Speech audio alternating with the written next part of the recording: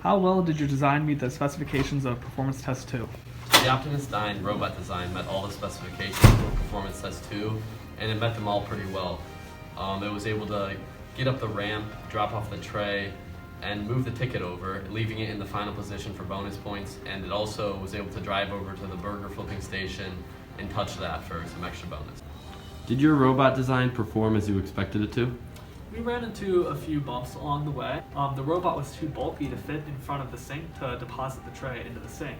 So we had to make some on-the-fly adjustments and instead approach the sink from the side. We had many perfect tests the day before, but when it came time for the performance day, it was not very consistent and it wasn't performing as it had been. This could have been from a few factors, including Proteus charge, the friction with the rubber bands changing, or uneven distribution of weight with the servo motors. But we were able to make the changes and able to have a successful run. What problems did your robot experience? What were the cause of the problems, and how are you going to fix them going forward? Our biggest problem in Performance Test 2 was the uneven distribution of weight on our robot.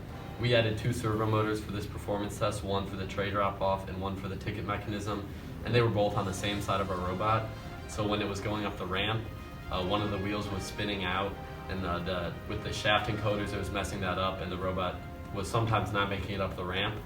To fix this for Performance Test 2, we made changes in our code that kind of counteracted this uneven distribution of weight, but going forward we're adding a servo motor to the opposite side for the burger flipping, which will help the weight distribution, and also the QR holder is going to be on the opposite side of the 2 servo motors, further counteracting the weight distribution and hopefully fixing the problem. What are some of the strengths of the design, and what should remain the same going into the next performance test? One strength of the Optimus Dyne design is the ticket mechanism. We have a servo motor at the back left of our robot that just lifts up an arm off the side, and then the robot drives forward. This mechanism gets the job done every time. It's simple, it's easy to use, and it also guarantees that the ticket is going to be left in its final position, giving us that bonus every time. How can the design be improved for the next time your robot has to perform these tasks? So overall, we did a great job completing all the tasks. One thing though that did give us some trouble was getting the tray into the sink every time. There were a few misses, and although it's very consistent when it gets in the right spot, when the robot gets in the right spot, every once in a while it won't line up quite properly and will be slightly angled, therefore missing the throw.